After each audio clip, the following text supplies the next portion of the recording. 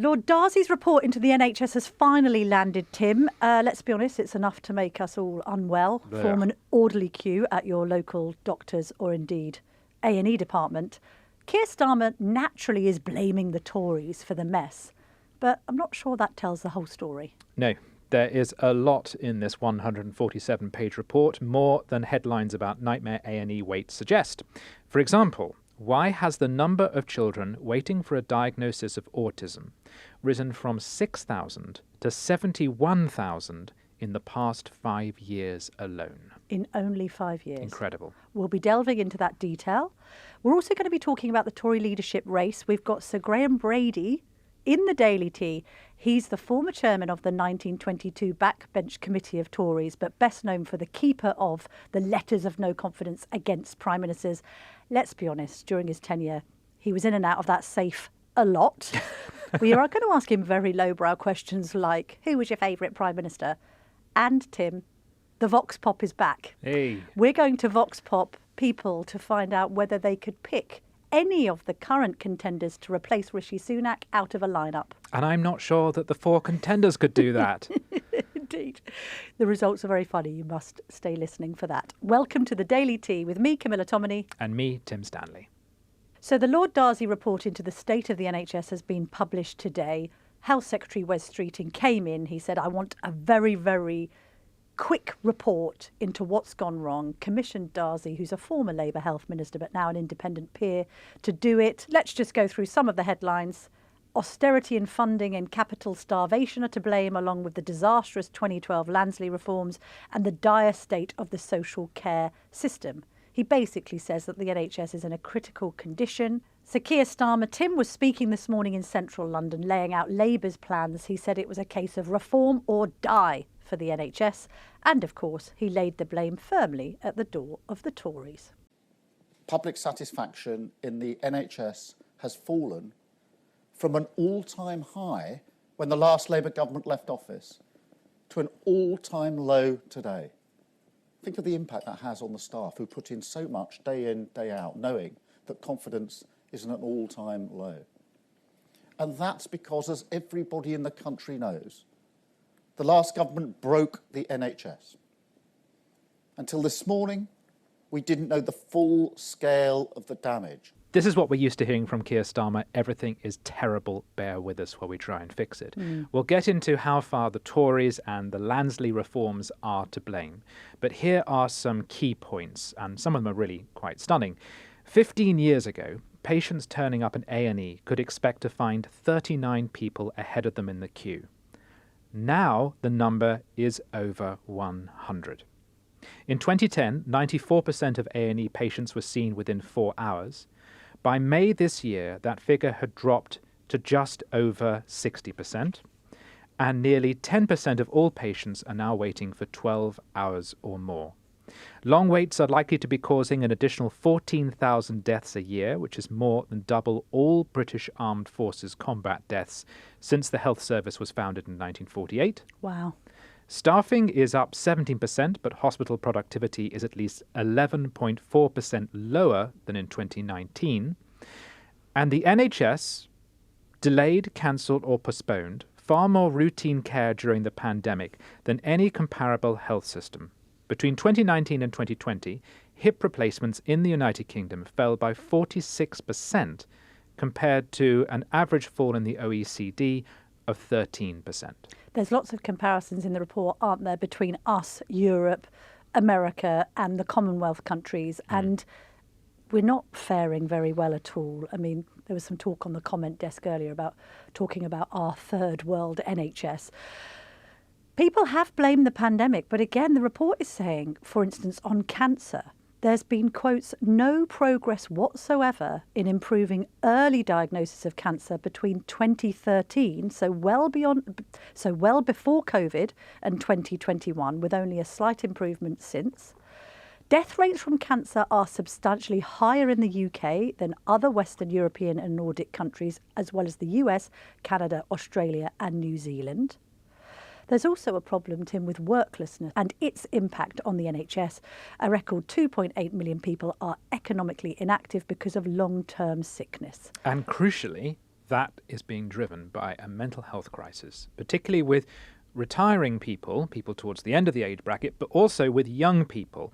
And there was a rise between 2019 to 2023 of long-term sickness linked to mental health among the young of 57%. I mean, that is an extraordinary figure, a little like the autism figure that you've pointed out earlier. Yes, yeah. Now, we've talked about the headlines, but you've looked through some of the detail, and the devil, as ever, is in it.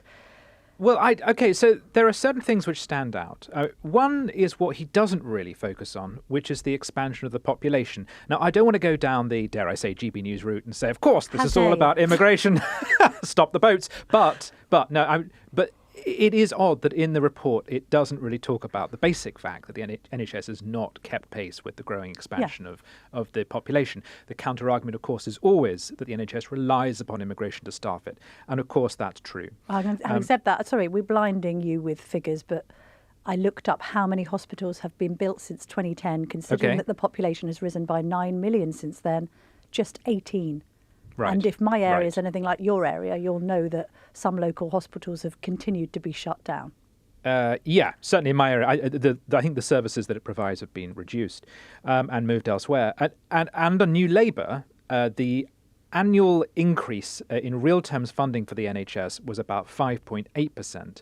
Under the Tories, it has been around 1%. So it's not kept pace with the increase in the population.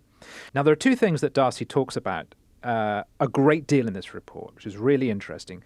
One is the impact of an older population, that as we get older, not only are you dealing with just end-of-life stuff and dementia deaths have roughly doubled in the past 10 years, but you're also dealing with the conditions that older people tend to suffer more from. So, for example, the rate of diabetes in the population has risen from 5 to 7.5% since 2008. And the rate of high blood pressure from 11 to 14.4% in the same period. So one problem, no surprise, is that population growing and getting older and therefore sicker. But the second thing, which comes up again and again, is this explosion in mental health problems.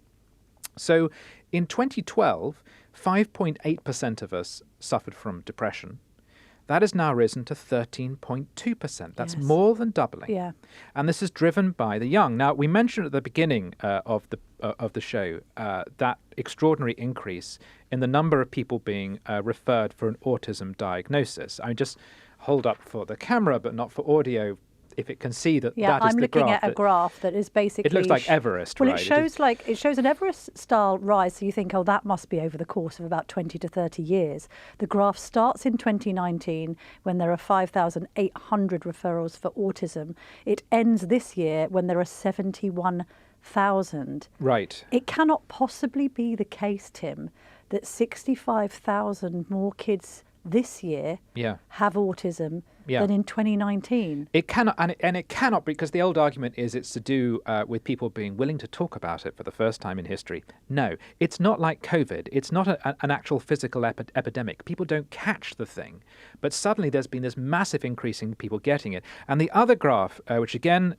I will hold up briefly, but it's a complicated one to explain because the data is so specific. But the important thing is the sharp rise you'll see, if anyone can see it, on the graph. This is the number of restrictive intervention types among young people. So what this means is the number of kids in hospital who have to be physically restrained in order to administer medication or food in the last 4 years. And the point is that among those under 18, the number who in hospital who have had to have been restrained has increased 4-fold. Wow. And when we talk about being restrained and force-fed, we are talking about very, very severely mentally ill children. Yes. So I'm not saying this is a commonplace thing. What I'm saying is, what has happened in British society that in 4 years, the number of kids having to be restrained in hospital has increased 4-fold? COVID doesn't do that. Autism doesn't do that. What is doing that? Does it hark back to our conversation on Wednesday's Daily Tea about smartphones? I have absolutely no idea. But what I do know is that if this were cigarettes, we would do what we have done with cigarettes, which is analyse it, intervene, and introduce proper legislation to control it. But there is something going on.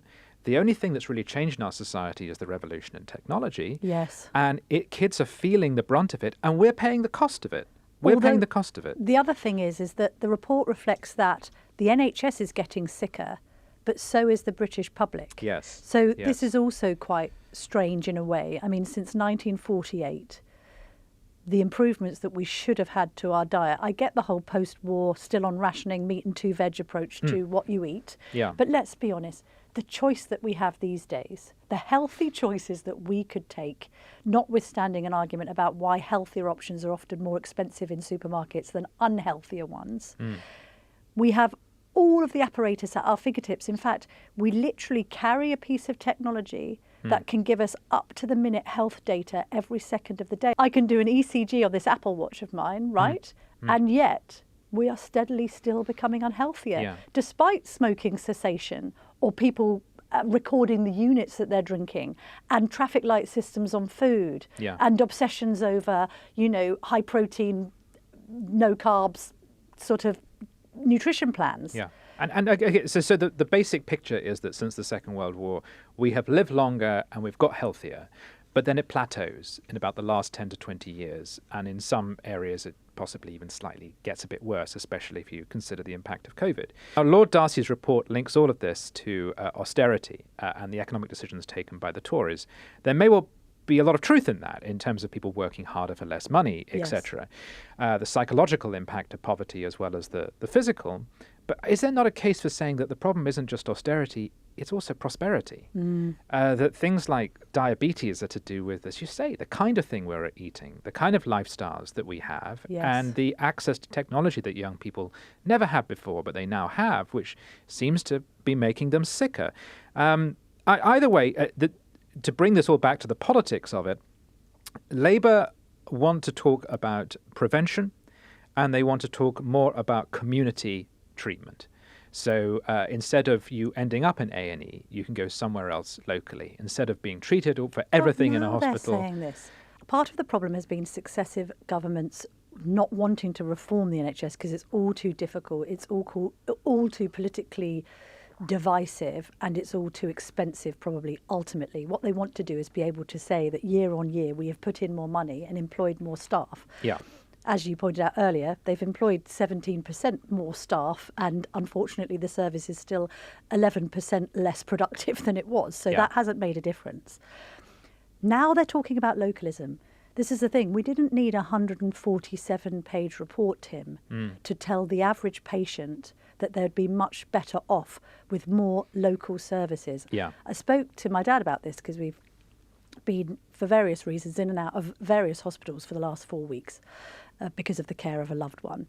And he is a retired GP, and he was just harking back nostalgically to the days of having community hospitals where he, as a GP, would go and see patients at the weekend, would go and deliver babies, would go and deal with ingrown toenails and dodgy moles and all the rest of it. And he said it was a brilliant system, A, because it was local to people and convenient. It kept people out of A&E because they know they could schedule an appointment in their own time to see a professional. And for the doctors themselves, he said it was good because it cleared the backlog. You were able to say to people, come in on a Sunday morning, rather than making house visits. And of course, it gave people a connection to healthcare on a very, very near level. The trouble is with these kind of big super hospitals is often they take ages to get to. Okay, you've got to fight through traffic for hours. This idea of just having a few A&Es and closing down a lot of the urgent care centres and minor injuries units means that people all flock to A&E. They are not casualties. Most people in A&E, if they're not drunk and disorderly or got mental health problems, they are merely at the A&E because they couldn't get a doctor's appointment. Yeah. Or they don't think they can. They don't think they can. Yeah. You know, the Pharmacy Association, I just read a press release before I came up here. I've done a lot of work with them in the past because we had a campaign to sort of save our local pharmacies and the Sunday Express where I used to work. The Pharmacy Association says that they have been overlooked for decades. Pharmacists can prescribe. They can diagnose minor ailments and illnesses. They can treat them. You don't need to go to your GP. Under Theresa May, she wanted to cut the number of local pharmacies. These organisations are the lifeblood of communities. Right. They're the people who get drugs, sometimes by personal delivery to OAPs. if you cut those pharmacies, you then get OAPs flooding into A&Es. It's totally wrong-headed. This idea we should all race to a super hospital somewhere 15 miles away instead of having a community hospital on our doorstep, I think was a catastrophic mistake. I agree. I agree entirely. I think the paradox is that you have to both be more local, but in some regards, you actually need to be more centralised and you need to have clearer management structures. And part of the argument of the report is that the Lansley reforms in 2012, which were really about embedding this awful phrase, the internal market, into the NHS, are part of the reason why we are in the mess we are in right now. So the goal of those reforms was essentially to take politics out of the NHS, to give NHS England its own independence, so that it would run itself, and if there are any problems, it would fix itself. And it would, crucially, it would commission its own services. It would decide what it does with its financing, etc. And then the minister would just step back and set targets and say, I'd like you to be doing this. And then the NHS would just, like some independent organism, would be able to adjust to those targets. The reality was just madness. It made people responsible for things they didn't want to do. It abolished existing structures of management and created new ones that people weren't ready to fit themselves into, so they wasted a lot of time and money trying to do that. People ended up competing against each other. Why are they competing against each other? It introduced a level of anarchy and disorganization into the NHS at the same time as there is no escaping it. The funding essentially went down because it didn't keep pace with the rise of the population. So since then, and in fact under Tory health secretaries as well, there have been attempts to row back on those reforms, either by getting around them in some way, or by the time you get to 2022, just effectively replacing them with a more top-down structure. Because the test of Lansley was COVID, and was the discovery when there was a national health crisis that government ministers didn't know which levers to pull. They weren't able to find out how many of those breathing machines, ventilating. Yes. Famously, they weren't able to find out how many ventilating units there were in the country because just no one was able to give them that kind of data. Well, also because they'd devolved too much. They'd devolved too much. We then had lots of buck passing. Do you remember? It's not the Department of Health's fault, it's Public Health England. Oh, no, it's not our fault, it's NHS Direct. Oh, it's not our fault. So the public is left thinking, who is actually accountable? Yes. Ultimately, yes. For the poor standard of care that I am receiving. Yeah, but there'll be some people listening and saying, but hang on, Lansley was about doing what I thought you Conservatives always want to do, which is about patient power and more local control and commissioning and sort of. True, but of course part of the problem with Lansley is if you were going to go down that route, it didn't go the extra mile, which is growing a proper private sector for the NHS and encouraging people into it, having co-payments and encouraging people to buy health insurance. And the one thing which is not in the Darzi report, which we're all sort of thinking, will Wes Streeting touch this, is a greater expanded role for private healthcare and for insurance. Because we all know, I can't afford private healthcare in terms of purchasing insurance and using it frequently, but middle classes have become used to this idea that in moments of catastrophe, it is cheaper in the long run. Yes. It is more efficient in the long run to just go to a local private doctor than it is to join the absurd queue to get into the NHS. Who hasn't, I mean, gone in an emergency and got one of those 85 quid online appointments and managed to resolve matters in minutes rather than hours? And if you ever do go to a private doctor, you almost feel like crying. The service is so good. And then there's the question, well, why can't the NHS be like the private sector? But what needs to be remembered here is that the NHS gets money whatever happens. There are sometimes scandals in hospitals that are investigated, but I don't remember any hospitals having been closed down. If you're running a private service and you're investigated by the Care Quality Commission and they find against you that you've done something catastrophically wrong in the care of your patients, you could get closed down, and that therefore drives up standards, A, because you don't want to be closed down, so you've got to provide a good service, and B, because you're competing with other people who are also wanting to provide a good service. Yeah. So, I mean, it's capitalism in it. Yeah. I'm not advocating, by the way, that I think, we should all go to an American-style system where we all have to have private health cover. But we also shouldn't be looking down on people that resort to private health care. Yeah. In the case of One Loved One, we resorted to using the private health insurance and had a very complicated situation cleared up in 3.5 hours. Right. And I just don't get why you wouldn't seek to expand the capacity of the private sector. My mother had some issues. We went to see a doctor. She needed blood work, and we were told there is a private centre around the corner in which you can go right now and get your blood work right now. And it costs something insane, like £300 to £500. Yes. You couldn't do that regularly. My point is, if you know that there is a potential market for that, why not expand it so that that price gradually goes down? Yes. So that if you want to and you have the patience for it, you can wait for the NHS to do your blood work, or you could pay, say, 30 or 40 quid and skip the queue. Why not do it? Should we just see what you are saying about this? Because we've been inundated with reader comments on the Telegraph website in response to the report.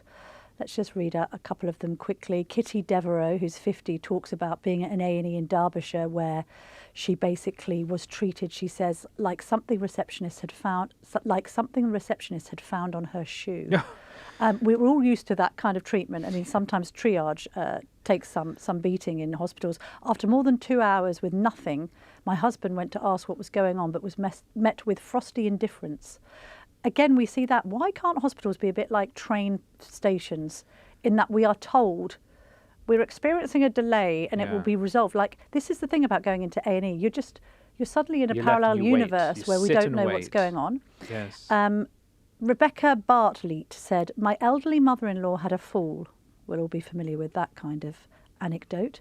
We never found out how long she was stuck in the ambulance outside A&E, but it was at least 12 hours. The paramedics, God bless them, spent their entire shift sitting with her. Because of this delay in being seen, she developed pressure sores on her heels, which had still not healed when she died 7 months later. So that's an example there, isn't it, Tim, which is quite classic of the delay in getting her into A&E actually costing the NHS more money because she's been done more harm. Now, by contrast, Mark Hupstep says, this April I became seriously ill while in Entebbe, Uganda. I went to a laboratory for tests, then I went to a clinic where I was immediately seen by a junior doctor.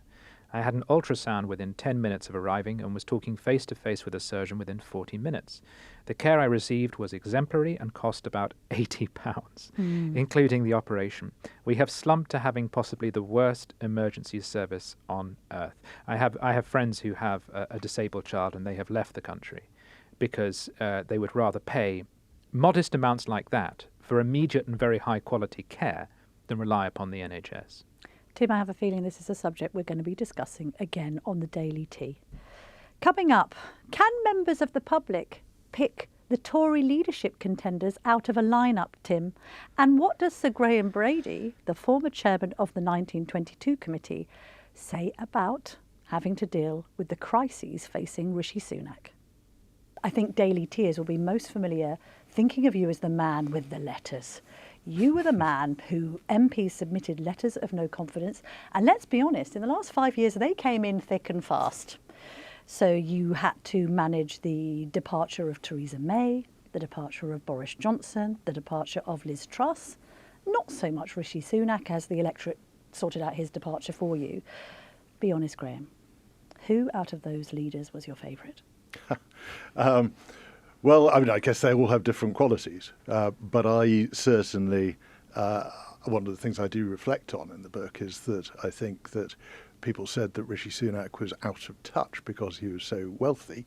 Actually, he always seemed to me to be by far the most down-to-earth and normal of them. So really? Very little ego. I don't know whether you found that for a senior politician. That is interesting because people say he's a bit kind of, a product of his Winchester College upbringing, and he was top of the class, and he surrounded himself by yes men and women. And actually, you'd think that there was some arrogance there. But when you say about the others, I mean, are you saying that the others were all, I suppose they're all characters, May, Johnson, Truss. They're not your conventional type of people, are they? Well, and Cameron, of course. And well, how did you find Cameron? Well, I mean, David Cameron and I famously had a rather difficult relationship, I suppose, going back to when I resigned from the front bench over the grammar school issue. And I suppose I was the first person really to try to draw a line beyond which the modernisation project should not be allowed to go.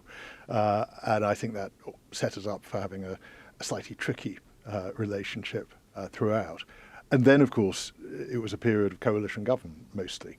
And through the coalition period, the 1922 committee necessarily had a kind of a function as the spokesman for the Conservative Party within the coalition. And interestingly, Philip Norton, the academic, who's also a Conservative peer, writing his history of the 100 years of the 1922 committee last year, commented that 2 times the committee really grew in stature were times when the party was in coalition. So at the time of the wartime coalition, and then when the coalition government happened from 2010, because there's a need for that voice for the Conservative Party. Was the 1922 committee, maybe explain to people who may not be so across the detail, what was the grammar school issue? Did you find sometimes that the Conservative Party, the parliamentary party, was acting as a brake on the modernisation instincts of some of the leaders, maybe David Cameron in particular, but also Boris Johnson? Well, I think sometimes that is inevitably going to be the case, that backbench colleagues won't want to go where a particular leader at a particular time wants to take them. But I think the grammar school row was a very good illustration in many ways of the problem that's inherent in our constitutional arrangements, because government is formed because it enjoys the support and the confidence of a majority of the House of Commons. So the inherent tension that exists when we, as members of a party supporting a government, we want that government to succeed, we want the party to succeed. What's interesting about the criticism of the Tories all fighting like rats in a sack is that seems to have been proportionate with the disconnect between the grassroots and the governing party. So you're standing there arguing for grammar schools. We've just been at a leadership launch, heard a couple of launches where the point keeps on being made. I think Kemi Badenoch actually made it really clearly when she was saying that the party was talking a good game on the right, but actually governing from the left. Was that your experience, Graham? You know, you're seeing MPs becoming increasingly frustrated because they don't think that the management of the party is reflecting grassroots conservative values. Well, and I think it's at the root of many of the problems that we have. And I think probably the worst period of it was the COVID response. And I think that nearly all of the problems that government faces now have their origin in the COVID response, that is repeated lockdowns, or at least were made dramatically worse by them. So whether it's truancy from school or the difficulties in the public finances, it all goes back to the COVID response. And it was that built on a period of already high spending, too great a readiness to spend, tax and borrow. And of course, Boris Johnson was very fond of his grand projet, the HS2 and all the other things he wanted to do. All of that means a huge amount of spending, borrowing and taxing, which isn't really what most of us think the Conservative Party is there to do. Did you get on with Johnson? I got on perfectly well with him in person. We had some fairly trenchant disagreements, in particular about COVID policy. But when the letters were coming in, I mean, was he calling you anxiously thinking, particularly after Partygate blew up in his face, should I stay or should I go? No, I think Boris is always very firm with the view that he should stay. But I think leaders very soon realised there was no point in calling me to try to find out how many letters there were at any one time, because I was pretty careful about not giving that away to anybody. So I think inevitably it's a difficult relationship between a chairman of the 1922 committee, we often call it the 22, and the leader of a party, particularly because of that mechanism of triggering a confidence vote. But on the other side of that, the leaders that I dealt with, 5 of them, all came to understand that they could discuss anything with me and it wouldn't appear even in the august pages of the Daily Telegraph the next day. Although it is in the book now, I mean, should you have waited? Isn't there a kind of 30-year omerta? You've had all of these intimate discussions with, as you say, Cameron, May, Johnson, Truss and Sunak, and now you're laying it all bare in a book. Well, I'm not laying it all bare, but I'm putting out some things which I think are quite important insights into the character of those prime ministers and the way they conducted themselves in in office. And I think those are things that need to be said at some point. Now, there isn't a 30-year rule. I could have waited until I was too old to write the book, but it's a time when I wanted to write something. It's my story as well, and I think there's quite a lot in there that historians will gain from. For a lot of the public, the very fact that the Conservative Party is voted into government and then burns through prime ministers, many would say, at best carelessly and at worst malevolently. Was that part of the reason you lost so badly at the last election? I think things had started to look pretty ragged, and there's no doubt the instability had been very unwelcome. The public, I think, something that I found very, very frequently, members of the public would stop me in the street or on the tube or whatever it might be, and just say, "We are going to have some calm now, aren't we, Graham? We're just going to have a period of calm and nothing. We're not going to have more upheaval." And it really struck me what a powerful human instinct that is.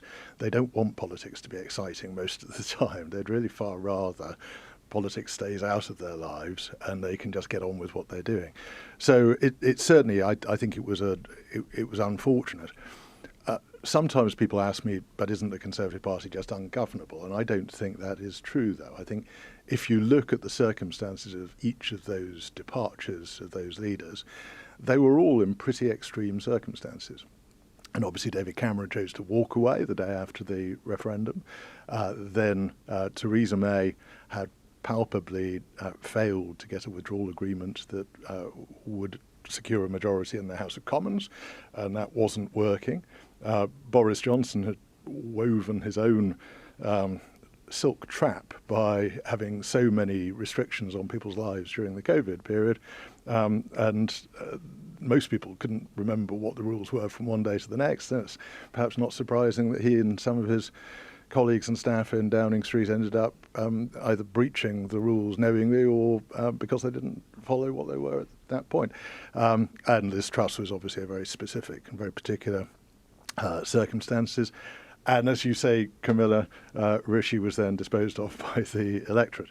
But they were all quite remarkable times and quite remarkable pressures that had come to bear for whatever different reasons at the time. What advice would you be giving the present candidates? And have you seen anyone yet that you are particularly impressed with? Obviously, I know them all. I am taking the luxury, given that I'm only going to have a vote as a member of the party, if and when that point comes, I'm taking advantage of the luxury of being able to look at what they're saying and take a little bit longer over it.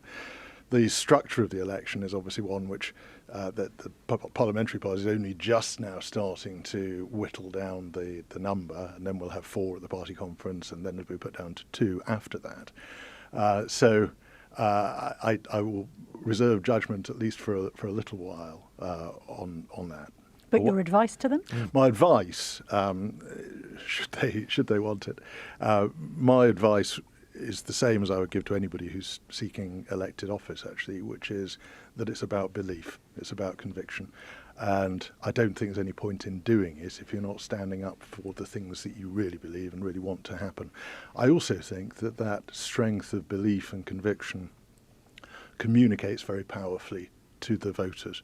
And I think people are very good at seeing humbug. They're very good at working out whether you really believe in what you're saying or not.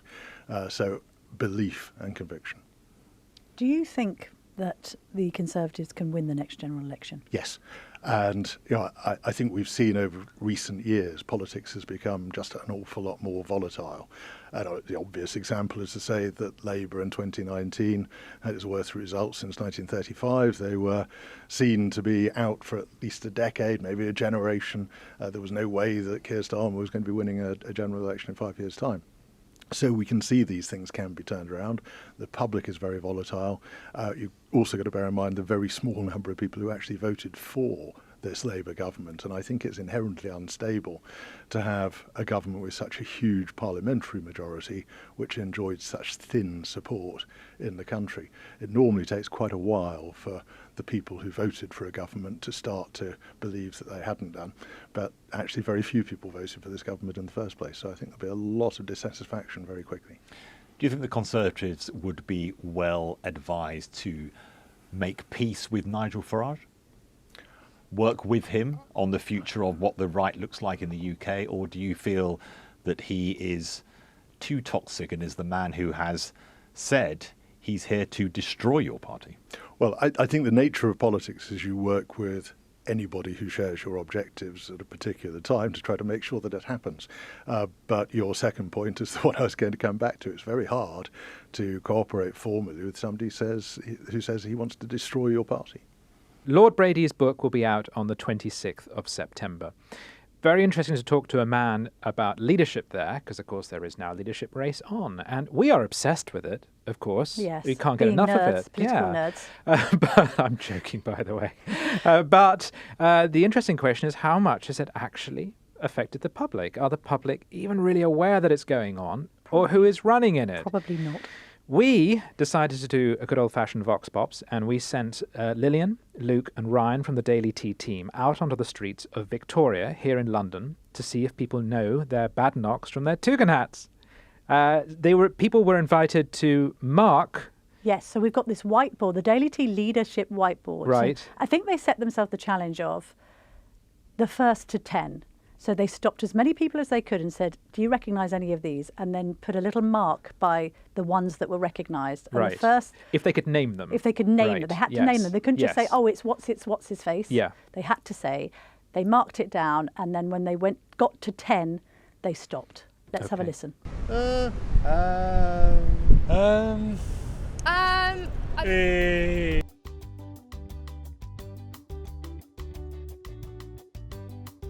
No, I don't know any of them. Any of them look familiar? I'm so sorry, no. No? I know the faces, but I actually couldn't tell you the names. I'm None sorry. of the names? I'm Okay. sorry. No, yeah, don't we're not worry. actually from here. So. Fine, all right. No. No, none of them? None of them. Do you Does that make me very stupid? Not at all. No, I think you're probably in the majority, definitely. Oh, okay. They're all candidates in the Conservative leadership race. Oh, are they? Yeah. I don't really care. No? Do you recognise any of them? Yeah, he was the ex Home Secretary, Yeah. wasn't Do you know his name? he? No. I recognise the top one, Yeah. but I couldn't tell you what he was called. None at all? Oh, actually, yeah. I mean, there will be guys who are running for whatever, Yeah. Conservative Party leadership. Could you name any of them? I'd recognise her name if I saw it because it was B. Yeah. The other plebs, no. No? Okay, thank you. Yeah. So you got Robert Jenrick, Yeah. Kemi Badenoch, Yeah. I can remember his name. Steve Barclay, is it? No, that's not Steve Barclay. Oh, I can see him. Cleverly, isn't Yeah. it? Yeah. I can't remember the last one. Do you? I have no idea. No. Yeah, the four candidates. Yeah, in the... Tory leadership. That's James Cleverly. Yeah, That's Kemi Badenoch. correct. I forget these two. Yeah, but you recognise their faces? Yeah. They are the contenders for the Tory leadership. Yes, exactly. Is it Kemi Badenoch? Yeah, James Cleverly? yeah. Oh, I don't know these two. No? Okay, thank you. Robert Jenkins, Henry Badenoch, Cleverly, Yeah, Tom Tugendhats. yeah. I can't remember his name. I've got to Google it right now. Thank you. Thank you there to Lillian, Luke and Ryan for doing I some... can't wait to find out who the winner is. Well, who do you think it might be? It's hard to tell, isn't I think it? the really rude thing is to say who I think it probably isn't. Who do you think it probably isn't? I'm not going to say that. Go on. No, let's Look, be honest. I don't think Tom Tugendhat is a household name. Is that what you're Regrettably, yes. gonna- No, all right. Yeah. Right, I'm going to do the big reveal. Hang on. Oh, interesting.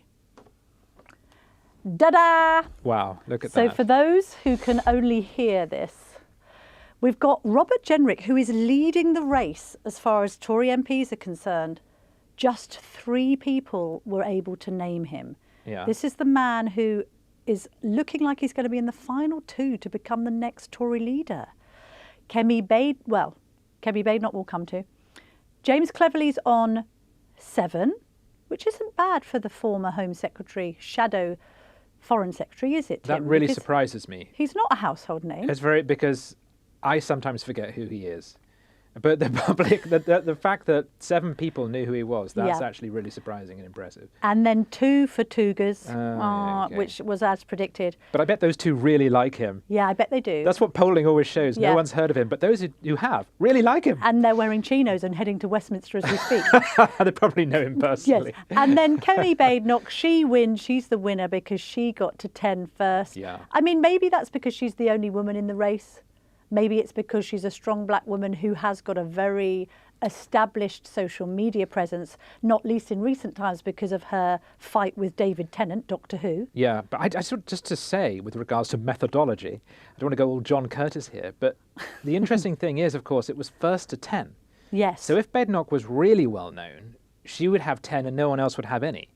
But the poll I don't know went if you're on. going John You're going full Carol Vorderman No, but- on me. Which was, you're talking about probability and statistics, Tim, and I'm functionally a numerate, so this is hard. But think about it. Is The it? fact that Cleverly, Jenrick and Tom got as many votes as they did means it took a while for 10 people in a row. Well, it didn't need to be in a row. Not in a row, but it took a while for 10 people to... The Hang on, point let's is add up all the other ones. So it's 3 for Jenrick plus 7 7. plus 2, so that's 12. 12 people recognised Someone else first. someone else. First. So 12 people recognised someone else. We're getting too complicated here. But The point is... did people say that they recognised more than one? Oh, flip, I don't know. That's a very good question. We should have asked. Yes, but I can see Ryan in the gallery putting Some his thumb people up. did recognise more than one. Ah, okay. So we right, got. okay. So basically, what this chart represents is there are some Uber nerds out there who are like, Yes. yeah, I know all of them. Yeah. Okay, and they were coming from Victoria Station Of course, into this office. our office is just above Victoria Yes. Station, and it's not impossible. Did they flag down the that they political just editor? spoke to political journalists? But if they spoke to actual punters, Yeah. look, let's summarise Kemi is this. the big winner. Let's Kemi just is the big take winner. the maths out of this, Tim, and let's just Yes. apply some good old-fashioned sort of journalistic, Yeah. what's the word, chutzpah to this. Yeah. Kemi is the most Obviously. recognised candidate of all 4. It doesn't surprise me. Does it surprise you? No, because I keep No. on banging on about her star quality and everyone's saying, oh, you've got a Tory girl crush. And I'm like, I'm sorry, but she's just the most impressive. She was Yeah. the most impressive in the Daily Tea studio, and clearly she's the one. How can any of these people credibly claim that they could be the next Prime Minister in 2029 If they're not the recognised, people of no. Victoria Station don't know who they I mean, are? having said that, literally no one would have recognised Keir Starmer 5 years ago No. or so. So that can change. Do but people recognise him now? They do when he speaks. do they recognise him Because now? they're reaching for their Beecham's powders and saying, get that man some Vicks. But being leader of the opposition is all about cut through, because the truth is almost no one pays you any attention. There's only one job that matters in opposition, and that's leader. And you have to be a leader who gets recognised. It's not about cut through. It's about cutthroat. Cutthroat, very and good. that's why Very Badenoch good. is the only one Yeah. who will grasp the nettle. Yeah. Tim, it's been a pleasure. We've got our private schools VAT chat to come on Friday. Looking We're forward to still it. appealing to you. So if you have got a story to tell us about how your child has been affected, they might be in private, they might be in state actually, because their class size might have just got a lot bigger, particularly in the southeast. Get in touch. It's the Daily Tea at telegraph.co.uk or on our socials, Instagram, TikTok and X at Daily Tea Podcast. We're done for another day. Back at 5 p.m. tomorrow. Bye-bye.